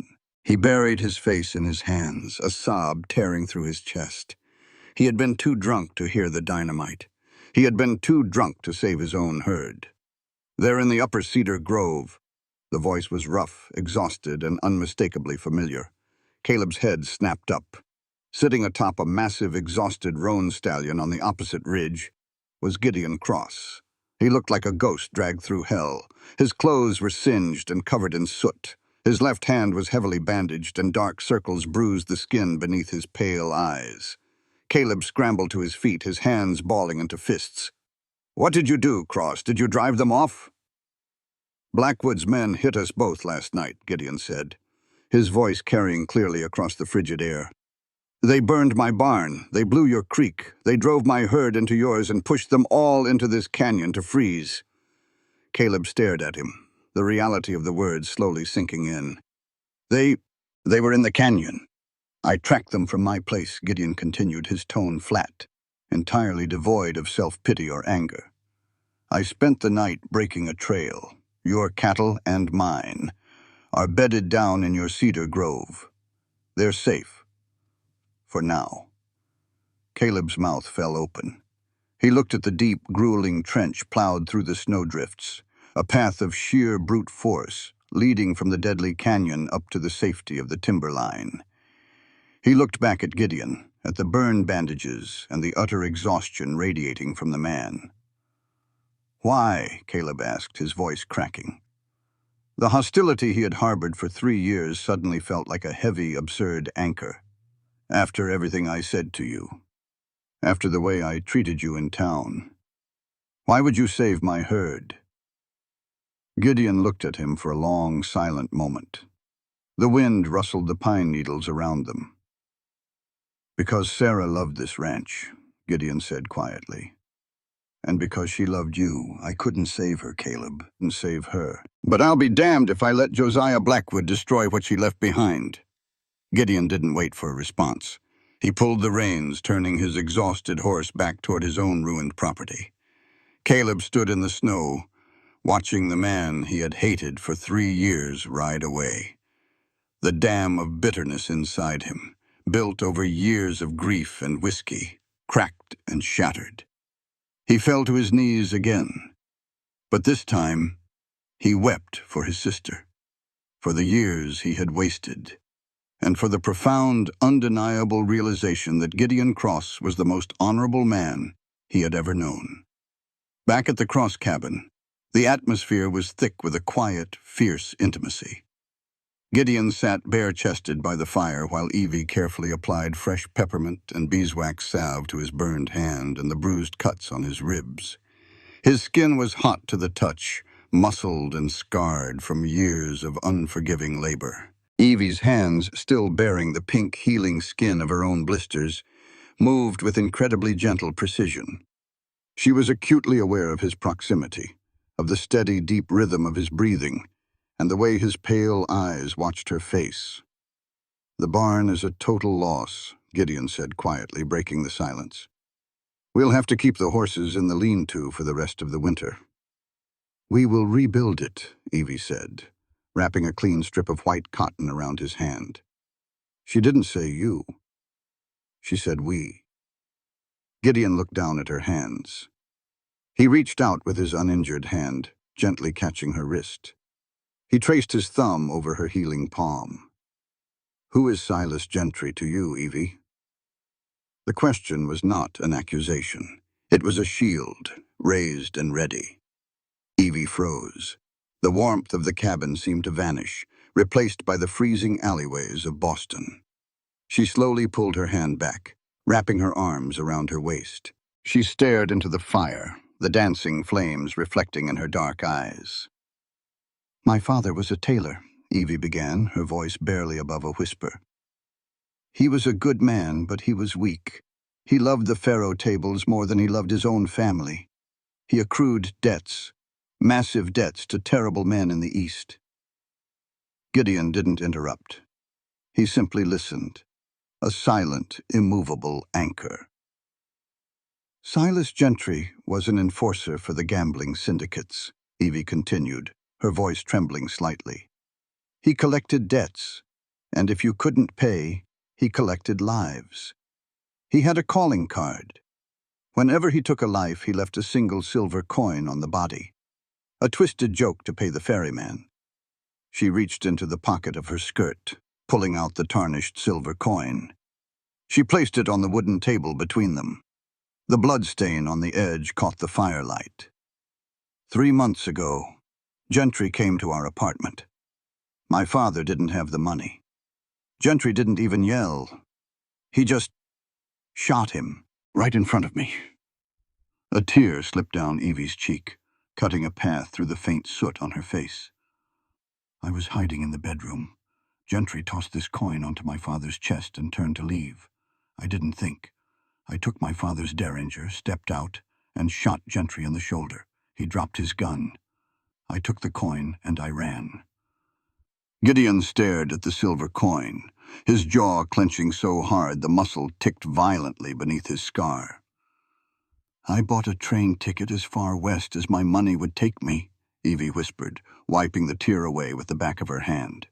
"I saw your advertisement in a territorial newspaper. A man looking for a worker, not a wife. A remote cabin in Montana. I thought I would be safe here. I thought I had lost him." She looked up at Gideon, her eyes wide with a terrifying vulnerability. "I brought a murderer to your door, Gideon. Blackwood hired him. But Gentry is here for me." Gideon stood up. The massive size of him dominated the small room. He didn't look angry. He looked absolutely terrifyingly lethal. He walked around the table, pulling Evie up from her chair and wrapping his arms tightly around her. He buried his face in her dark hair, pulling her flush against his chest. "You didn't bring a murderer to my door, Evie," Gideon murmured fiercely against her temple. "You brought him to his grave." He pulled back, gripping her shoulders, forcing her to look into his pale, unwavering eyes. "Silas Gentry is a dead man walking. Josiah Blackwood is a dead man walking. You are my wife. This is your home. And no one, not a syndicate enforcer, not a cattle baron, not the devil himself, is going to take you from it. Before Evie could respond, a heavy, urgent knock sounded at the cabin door. Gideon pushed Evie behind him, snatching his Colt from the table. He moved to the door, thumbing back the hammer. "Who is it?" "It's Caleb." Gideon unbarred the door. Caleb Thorne stood on the snowy porch. He didn't look drunk. He didn't look bitter. He looked like a man who had just woken up from a 3-year nightmare. He held a Winchester rifle in one hand and a heavy canvas satchel in the other. "Come in," Gideon said, stepping aside and lowering the hammer on his Colt. Caleb walked inside. He stopped in the center of the room, looking at Evie, then at Gideon. He took a deep breath, taking off his Stetson. "I was a fool," Caleb said, his voice thick with emotion. He looked Gideon dead in the eye. "I was a blind, drunk, arrogant fool. You saved my herd last night, Gideon. After everything I did, you saved my life. I don't deserve it, but I'm asking you for a chance to make it right." Gideon stared at his brother-in-law. He saw the genuine, raw remorse in Caleb's eyes. Slowly, Gideon extended his massive, calloused hand. "Sarah would be glad you're here, Caleb," Gideon said quietly. Caleb gripped his hand tightly, a silent, powerful pact forged in the ashes of the night. He nodded, blinking back the moisture in his eyes, and turned to the table. He dropped the heavy canvas satchel onto the wood. It hit with a dense metallic thud. "Blackwood blew my creek with dynamite," Caleb said, his voice hardening into a sharp, vengeful edge. "His men left the rest of the crate in my upper shed. They were arrogant. Thought I'd be too drunk to notice." Evie looked at the satchel. "What are you suggesting?"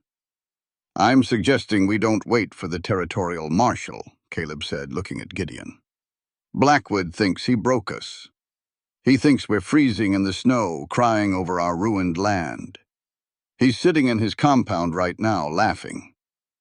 Gideon walked over to the table, looking down at the satchel of explosives. A grim, dangerous smile touched the unscarred corner of his mouth.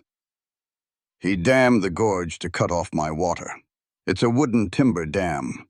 10 sticks of dynamite placed at the base would blow it to kingdom come. The surge would flood his lower valley and wash out his access roads." "A guerrilla strike," Evie said, her dark eyes flashing with understanding. "We hit his infrastructure. We cripple his operation before he can make another move." "We," Gideon corrected gently, looking at her, "are going to stay here. Caleb and I will ride to the gorge." "Like hell I am," Evie countered instantly, her chin jutting out. "You need someone to hold the horses and cover the ridge with a rifle. You two will be exposed setting the charges. If Gentry or Blackwood's men patrol that dam, you'll be sitting ducks without a sniper." Caleb looked at Evie, clearly startled by the fierce, tactical pragmatism of the Eastern mail-order bride. He looked at Gideon and let out a low whistle. "She's right, Gideon. We need a long gun on the ridge." Gideon looked at Evie. He wanted to lock her in the cabin, wrap her in wool, and keep her perfectly safe. But he knew with absolute certainty that Evelyn Vance was not a woman meant to be caged. She was a survivor. She was his equal. "You take the gray mare," Gideon said, his voice filled with a profound, terrifying pride. "You stay on the high ridge. And if you see Silas Gentry—" "I won't miss this time," Evie finished coldly. They spent the next hour preparing. They stripped the saddles of anything that jingled or clattered. They bundled in layers of dark wool, packing the dynamite securely into leather saddlebags. The camaraderie in the cabin was palpable. 3 broken people forged together by fire, grief, and a desperate need for justice. They stepped out onto the porch. The night was bitterly cold, the sky a vast sea of diamond-hard stars. The pale silver light of the moon illuminated the snow-covered valley, turning it into a ghostly, silent landscape. Gideon pulled his Winchester from its scabbard. Caleb did the same. Evie stood beside them, her own rifle gripped tightly in her healing hands, in perfect unison, breaking the absolute silence of the Montana night. The three of them racked the levers of their rifles. Click-clack, click-clack, click-clack. The sound was a promise. The sound was a death sentence. They mounted their horses and rode out into the moonlight. The law of the East had failed them. The law of the West was about to begin. The gorge was a jagged throat of black rock choked by the brutal freezing currents of the creek. High above the timberline, Evelyn Vance lay flat on her stomach in the snow. The frigid metal of the Winchester's receiver bit through her heavy wool gloves, but her hands were rock steady. She peered down the iron sights, scanning the perimeter of the earthen dam below.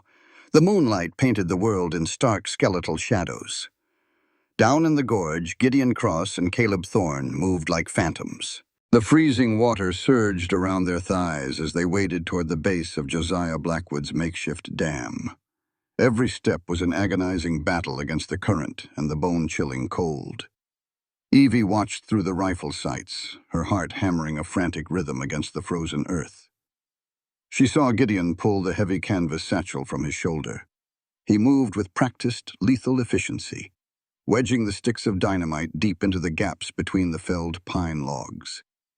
Caleb worked beside him, unspooling the waterproof fuse, his breath pluming in the dark.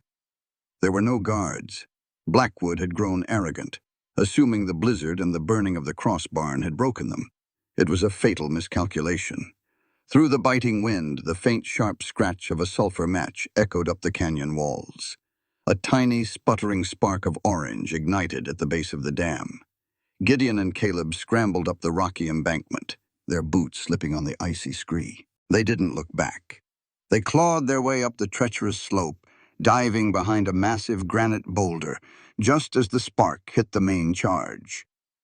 The silence of the Montana night shattered. The explosion was not just a sound, it was a physical shockwave that punched the air from Evie's lungs. A blinding pillar of orange fire and pulverized rock erupted from the floor of the gorge, illuminating the canyon in a hellish, momentary daylight. The deafening boom rolled across the mountains like a crack of divine thunder. The dam disintegrated. Thousands of tons of backed-up freezing water, suddenly freed from its wooden cage, roared down the canyon. It sounded like a stampeding herd of 10,000 buffalo, a catastrophic wall of water tearing through the rocks, obliterating the road that led to Blackwood's lower valley, and sweeping away every trace of the cattle baron's infrastructure. Evie lowered the rifle, a fierce, triumphant smile pulling at her cracked lips. She watched Gideon and Caleb emerge from the smoke, waving a hand to signal the all clear. The ride back to the ranch was fueled by pure adrenaline. The sheer, intoxicating high of striking back coursed through all three of them.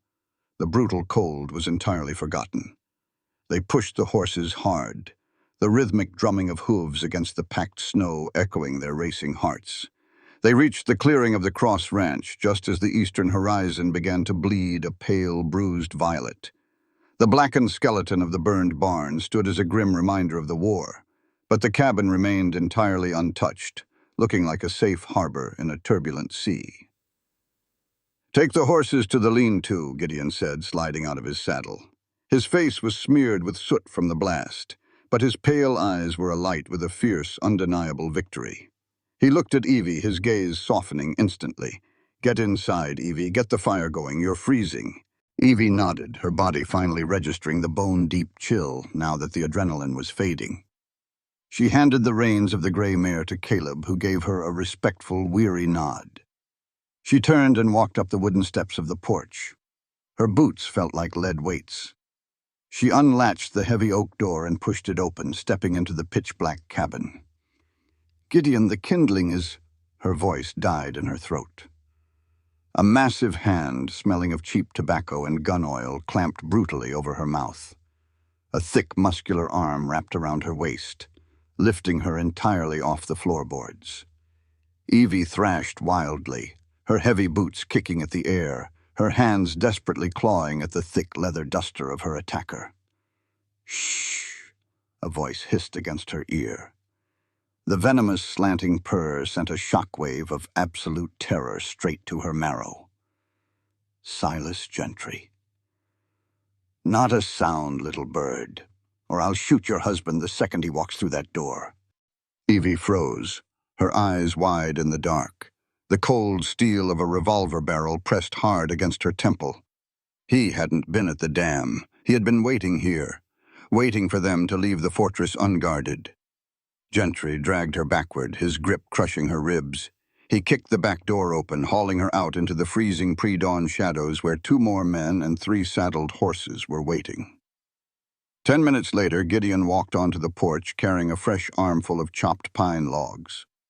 The sky was lightening, painting the snow in shades of pale rose. He nudged the cabin door open with his boot. "Fire going yet?" he called out, his voice thick with exhaustion and warmth. No answer. Gideon stepped inside, his boots echoing in the stillness. The air was freezing, the hearth was completely dark. A primal, terrifying instinct seized the back of his neck. He dropped the firewood. The logs hit the floorboards with a deafening clatter. "Evie." He strode into the center of the room. As his eyes adjusted to the dim light filtering through the windows, the devastation came into focus. A wooden chair was splintered on the floor. Evie's heavy wool shawl lay abandoned near the doorway. But it was the center of the scarred wooden dining table that stopped Gideon's heart entirely. Driven a full 2 inches deep into the thick oak planks was a massive stag-handled Bowie knife. Pinned beneath the razor-sharp blade was a piece of heavy parchment, and resting on top of the paper, glinting in the pale morning light, was a single tarnished silver coin. Gideon's breath left him in a ragged, suffocating rush. His hands, usually so steady, trembled violently as he reached out and wrenched the knife from the wood. He picked up the paper. The handwriting was elegant, mocking, and perfectly legible. Cross, a dam for a bride. Bring the deed to your property to the Blackwood compound by high noon. Come alone. Sign the paper, and you can have her back. If you bring the law, or if you are late, the girl pays the ferryman. J. Blackwood. Caleb walked into the cabin a moment later, rubbing his frozen hands together. "Horses are fed. I reckon we earned some of that coffee." Caleb stopped. He looked at the overturned chair. He looked at the silver coin gleaming on the table. And then he looked at Gideon's face. Gideon stood completely motionless. The man who had shown Caleb mercy, the man who had fought a blizzard to save a herd, was entirely gone. His skin had turned a terrifying ashen gray. The jagged scar across his cheek stood out in stark, violent relief. His pale eyes were empty of warmth, empty of grief, and completely devoid of humanity. He looked like the devil himself. "Gideon," Caleb breathed, the blood draining from his face. "What did they do?" Gideon didn't answer. He didn't yell. The silence that radiated from him was infinitely more terrifying than any scream. He slowly, methodically folded the ransom note and slipped it into his shirt pocket. He picked up the silver coin, his fist closing around it so tightly his knuckles turned bone white. He walked to the heavy wooden trunk at the foot of his bed. He threw the lid open. He bypassed the folded clothes and pulled out a leather bandolier, heavy with brass cartridges. He slung it diagonally across his broad chest. He checked the cylinder of his pearl-handled Colt, snapping it shut with a sharp metallic click. He grabbed the Winchester rifle, racking the lever once, catching the ejected shell in the air, and shoving it back into the loading gate. "They want the deed," Gideon said. His voice was a low, unnatural whisper that seemed to drop the temperature in the room by 10 degrees. Caleb swallowed hard, stepping toward the door to grab his own rifle. "We can't sign it over to him, Gideon. Blackwood won't let her live, even if you do. He's leaving no witnesses." So Gideon strapped his heavy gun belt low on his hips, securing the leather tie around his thigh. He looked at Caleb, the cold, murderous fire in his eyes burning with absolute, blinding clarity. "We're not signing," Gideon said, stepping out into the freezing morning air. "We're slaughtering." The Blackwood Cattle Company compound sat like an iron fortress at the mouth of the upper valley. Surrounded by a 12-foot palisade of sharpened pine logs, the main house was a sprawling, opulent monument to corruption and stolen wealth. Inside the smoke-filled, mahogany-paneled office, Evelyn Vance was tied to a heavy oak chair. The rough hemp rope bit brutally into her wrists and ankles, chafing the skin raw. The air was thick with the suffocating stench of Josiah Blackwood's imported cigars and the cheap rye whiskey Silas Gentry was pouring into a crystal glass. "Your husband is a fool, Mrs. Cross," Blackwood sneered, pacing in front of the massive stone fireplace. He was a portly man, his expensive tailored suit a sharp contrast to the rugged frontier. "Blowing my dam was an annoyance, a mosquito bite, but crossing me? That requires a permanent lesson." Evie didn't look at him. She kept her head bowed, her dark hair falling forward to hide her face. She wasn't crying. She wasn't praying for a rescue. She was working. When Gentry had dragged her from the cabin, she had managed to slip her hand into her skirt pocket. Hidden entirely within the folds of her dress, her fingers were currently clamped around the silver coin, the original coin, the one stained with her father's blood. The milled edge of the silver was jagged and sharp. With agonizingly slow, microscopic movements, Evie sawed the jagged edge of the coin against the thick hemp rope binding her wrists behind her back. Friction. Heat. Pain. The rough hemp tore at her blisters, reopening the wounds she had suffered in Gideon's barn. Warm blood trickled down her fingers, making the silver coins slick and difficult to hold. She ignored the excruciating sting. She bit the inside of her cheek until she tasted copper, forcing herself to maintain a facade of defeated silence while she sawed through the fibers. "It's almost noon," Gentry drawled, leaning against the mahogany desk, a cruel smirk playing on his lips. He spun the cylinder of his revolver, the click-click-click echoing in the tense room. "I bet he doesn't show. Cross is a broken dog. He couldn't save his first wife. He won't die for the second." Evie's eyes snapped up, a flash of pure, unadulterated hatred piercing through her disheveled hair. "You know nothing about him." Gentry laughed, pushing himself off the desk. He holstered his gun and took a slow step toward her, reaching out to trace a dirty finger down her jawline. "I know I'm going to enjoy collecting this debt, Evelyn." Evie jerked her face away from his touch. Behind her back, a thick strand of the hemp rope suddenly snapped. The binding loosened just a fraction. Almost there. Outside the palisade walls, the midday sun hung high and cold. Gideon and Caleb did not approach the compound under a white flag. They didn't sneak through the brush. They rode straight down the center of the frozen wagon trail, two solitary figures silhouetted against the blinding snow. The steady, rhythmic drumming of their horses' hooves announcing their arrival. Two of Blackwood's hired guns stood atop the wooden gate, rifles resting casually against the timber. "Hold it right there, Cross," one of the guards shouted, leveling his rifle. "You got the paper?" Gideon didn't slow his roan stallion. He didn't say a word. Without breaking stride, he raised his Winchester from the hip and pulled the trigger. The crack of the rifle shattered the valley's stillness. The guard atop the gate took the bullet square in the chest, pitching backward off the palisade with a choked cry. "Move!" Caleb roared, spurring his horse and firing his own rifle at the second guard, sending the man diving for cover. Gideon kicked his stallion into a full gallop. He didn't stop at the wooden gates. He drove the massive horse straight into them. The heavy iron hinges shrieked and gave way under the brute force of the animal. The gates crashed inward, splintering into the courtyard. Chaos erupted instantly. Blackwood's men poured out of the bunkhouse, pulling revolvers and rifles. The courtyard became a deadly, deafening crossfire of smoke, lead, and screaming horses. Gideon vaulted from the saddle, hitting the frozen ground in a crouch. He fired the Winchester until it clicked empty, dropping 3 men before they could even clear their holsters. He tossed the rifle aside, drawing his pearl-handled Colt with terrifying, fluid speed. He moved like a machine, completely devoid of fear, driven by a singular, murderous purpose. Bullets splintered the wooden posts inches from his head. kicking up frozen dirt around his boots. But he didn't flinch. Caleb provided covering fire, taking a bullet through the shoulder of his coat, but ignoring the burn, pumping rounds into the bunkhouse windows to keep the hired guns pinned down. Inside the office, the sound of the gunfire sent Blackwood into a panic. "Kill her!"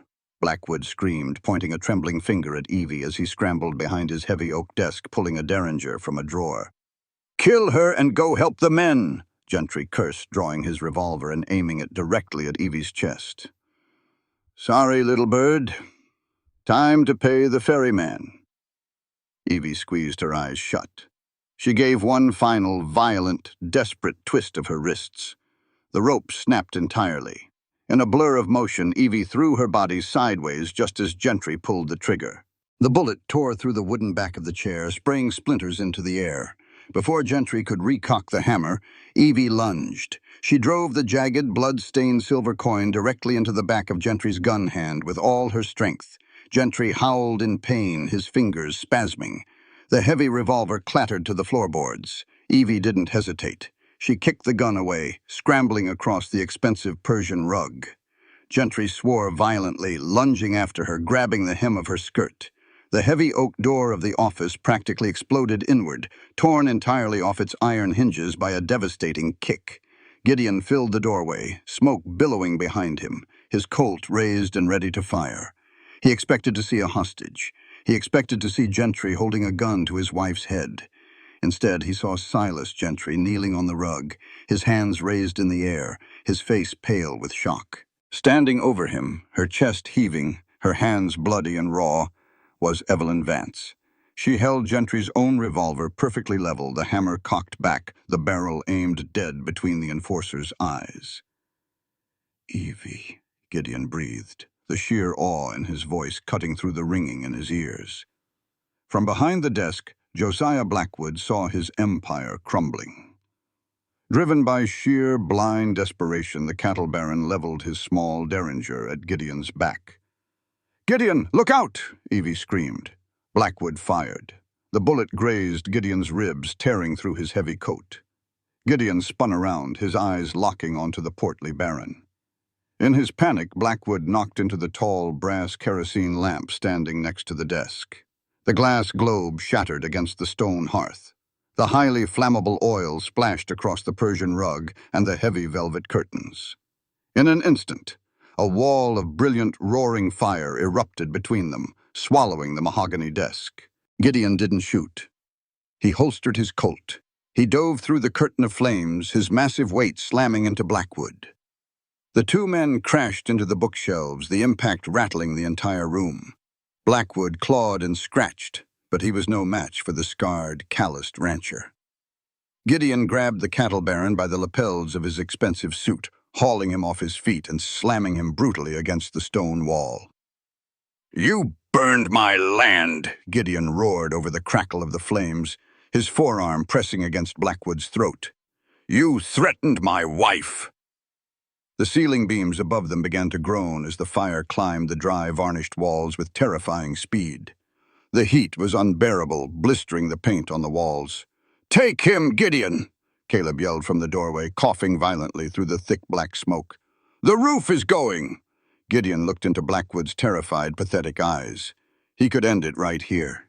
He could snap the man's neck. But Gideon Cross was a rancher, not an assassin. He released his grip, letting Blackwood slide to the floor, gasping for air.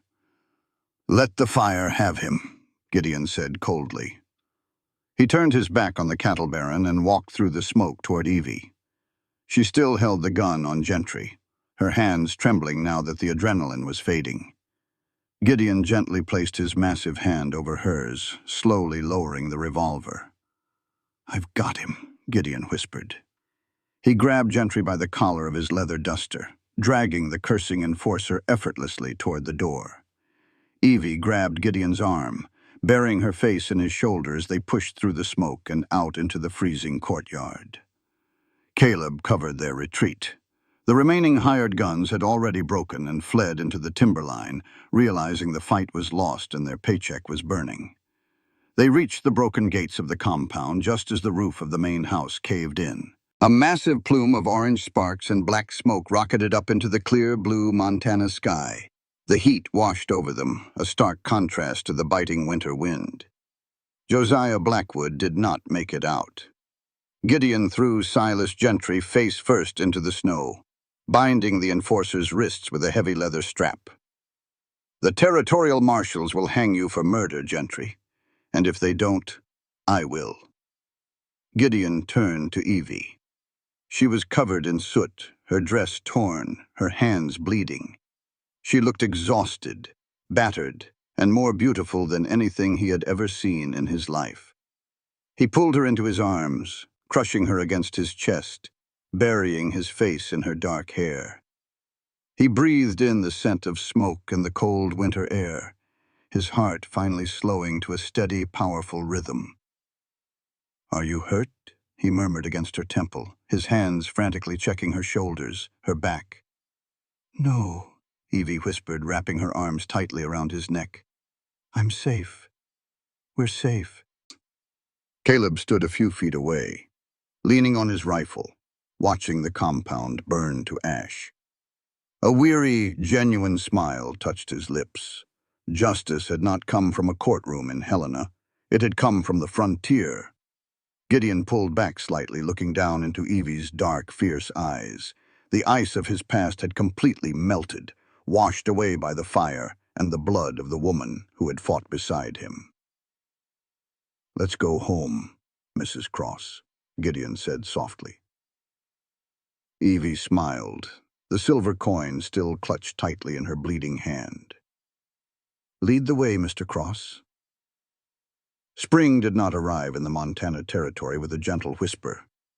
It arrived with a triumphant roar.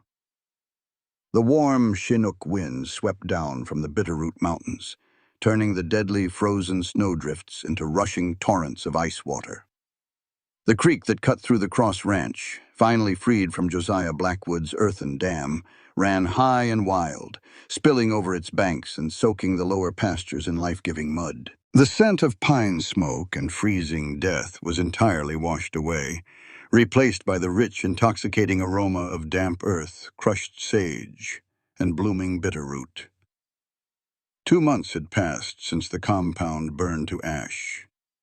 Silas Gentry had been handed over to the territorial marshals in Helena, heavily bound and bleeding. The trial was short, the verdict unanimous. When the trap door swung open beneath the enforcer's boots, the debt of Evelyn Vance was permanently canceled. As for the silver coin, the bloody, tarnished ghost that had haunted her for 1,000 miles, Evie had carried it to the edge of the gorge and hurled it into the raging white water below, letting the frontier swallow her past forever. Gideon Cross stood in the center of the blackened foundation where his old barn used to be, his sleeves rolled up to his elbows. The late morning sun beat down on his broad shoulders, highlighting the sweat gleaming on his scarred skin. He swung a heavy iron sledgehammer, driving a massive wooden stake deep into the thawed earth to anchor the corner post of a new structure. "If you hit it any harder, Gideon, you're going to strike oil," Caleb Thorne called out, wiping his brow with the back of his canvas sleeve. Caleb held the plumb line steady, leaning against the freshly cut pine timber. He looked healthier than he had in years. The whiskey flush was gone from his cheeks, replaced by the deep, ruddy tan of a man who spent his days in the saddle, working his own thriving herd. Gideon lowered the sledgehammer, leaning his weight against the long wooden handle. A rare, genuine smile touched the unscarred corner of his mouth. "Just making sure it holds when the winter winds come back, Caleb." "Well, unless you plan on framing this entire barn by yourself before sundown, we're going to need more hands," Caleb chuckled, looking at the massive perimeter they had staked out. "We don't need more hands," a voice said. Gideon and Caleb turned. Evie was walking down from the cabin porch, carrying a tin bucket of fresh water and 3 tin cups. She wore a simple light cotton dress, her dark hair pulled back in a practical braid. But to Gideon, she looked like an absolute queen. The blisters on her hands had long since healed, leaving behind tough, proud calluses, the mark of a woman who had bled for this land and claimed it as her own. Evie didn't look at Gideon or Caleb. She was looking past them toward the main wagon trail that led into the valley. Gideon followed her gaze. A low, rhythmic rumbling echoed off the canyon walls. Over the crest of the ridge came a team of heavy draft horses, then another, and another. A procession of more than a dozen buckboards and freight wagons was rolling down the muddy trail toward the Cross Ranch. Leading the pack was the proprietor of the Bitter Creek Mercantile, his wagon loaded high with raw, milled lumber. Behind him was the town blacksmith, his flatbed carrying kegs of iron nails and heavy hinges. Women from the town sat on the wagon benches holding covered baskets of roasted meats, fresh-baked bread, and sweet preserves. Gideon stood completely motionless, the sledgehammer slipping from his grip to land in the dirt with a dull thud. The town of Bitter Creek had judged him for 3 years. They had whispered about him, pitied him, and condemned him. But out here on the frontier, words meant very little in the face of action. They had all heard the story of the shootout at the Blackwood compound. They knew that Gideon Cross and his Eastern bride had faced down the devil to protect not just their own land, but the water rights of the entire valley. The wagons pulled into the clearing, forming a wide half-circle around the blackened footprint of the old barn. No one offered a grand, sweeping apology. No one made a self-righteous speech. In the West, respect was a quiet, practical currency. The mercantile proprietor wrapped his reins around the brake lever and tipped his hat to Gideon. "Morning, Cross. Heard you needed to raise a roof before the spring calving starts. Brought some timber." "And we brought the hammers," the blacksmith added, already pulling a heavy leather tool belt from his wagon. Gideon's throat tightened so fiercely he couldn't speak. He looked at Caleb, who simply grinned and clapped a heavy hand on his brother-in-law's shoulder. Evie stepped up beside Gideon, her shoulder brushing his arm. She looked up at him, her dark eyes shining with an immense overflowing pride. She reached out, her fingers wrapping gently around his calloused hand, lacing their fingers together in front of the entire town. "They came," Evie whispered, her thumb tracing his knuckles. Gideon squeezed her hand, his pale eyes tracking the dozens of men and women unloading tools and lumber onto his property. "We earned it, Evie. We earned every damn splinter." The rest of the day was a symphony of community and labor. The rhythmic, deafening sound of 30 hammers striking nails in unison echoed off the Bitterroot Mountains. The framework of the massive new barn rose from the ashes with astonishing speed. Evie worked alongside the women of the town, setting up long wooden trestle tables under the shade of the cottonwood trees, serving out plates of hot food, and pouring gallons of cold creek water. There were no whispers behind her back anymore. When the townswomen looked at Evelyn Vance, they didn't see a mail order replacement. They saw the woman who had stared down Josiah Blackwood's hired guns. They saw the matriarch of the Cross Ranch.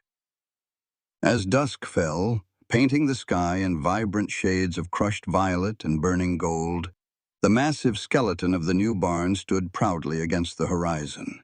The townspeople packed up their wagons, exhausted but entirely satisfied with a hard day's work. Goodbyes were brief and firm, a nod of the head, a handshake, a promise to return next week to finish the siding. Caleb stayed behind, sitting on the porch steps with a plate of leftover cornbread. He looked out at the new timber framing, then up at the sky. "Sarah would have loved this," Caleb said quietly. There was no bitterness in his voice anymore. The heavy, suffocating grief that had drowned him for years had finally receded, leaving behind a profound, peaceful acceptance. Gideon sat on the wooden bench beside the door, his arm securely wrapped around Evie's waist as she leaned back against his chest. "She always said this valley was meant for more than just surviving." "She was right," Caleb said, standing up and dusting off his canvas trousers. He tipped his Stetson to Evie with a respectful, warm smile. "Good night, Evie." "Good night, Gideon. I'll see you both at Sunday dinner." "Drive safe, Caleb," Evie called out softly, as he mounted his horse and rode off into the deepening twilight. When the sound of Caleb's horse faded into the distance, the ranch fell into a perfect, absolute stillness. The only sounds were the rushing creek and the soft nickering of the roan stallion in the corral. Gideon stood up, taking Evie by the hand. He didn't lead her into the cabin. He led her toward the corral, grabbing a saddle blanket off the top rail. "Walk with me," he murmured, his voice a low, gravelly rumble that sent a familiar shiver down her spine. They walked in comfortable silence, their boots treading over the soft, newly thawed earth. Gideon guided her up the steep, winding trail that led to the high western ridge, the exact spot where Evie had lain in the snow with a Winchester to cover him. When they reached the summit, the view was breathtaking. The entire valley stretched out below them, bathed in the silver light of the rising moon. The creek wound through the pastures like a ribbon of polished glass. The new barn stood like a wooden cathedral in the clearing, and the warm yellow glow of the cabin windows promised safety and heat. Gideon spread the thick wool blanket over a flat expanse of granite. He sat down, pulling Evie gently down beside him. She didn't sit next to him. She shifted her weight, swinging her legs over his lap and straddling his thighs, her heavy cotton skirt pooling around them. She wrapped her arms around his thick neck, resting her forehead against his.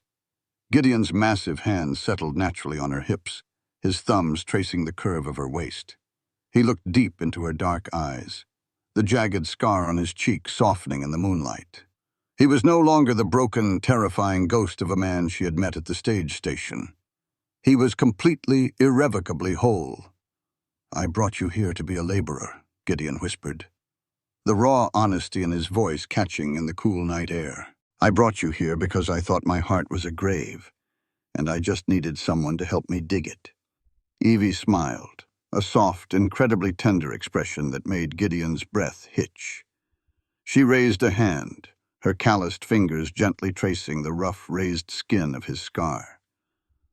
"And I came here because I wanted a fortress with high walls. I wanted a place so cold and miserable that my past could never survive it." Gideon leaned forward, pressing a slow, desperately sweet kiss to her lips. It was a kiss that spoke of blizzards survived, of fires fought, and of a loyalty that could never be broken. He pulled back just enough to look at her, his hands sliding slowly from her hips around to the front of her waist.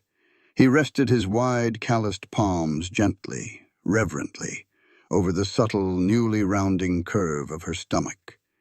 Evie's breath hitched, her eyes shining with unshed tears, as she covered his large hands with her own. They hadn't told Caleb yet. They hadn't told anyone. It was a secret they had kept just between the two of them. A tiny, blooming miracle planted in the ashes of the winter.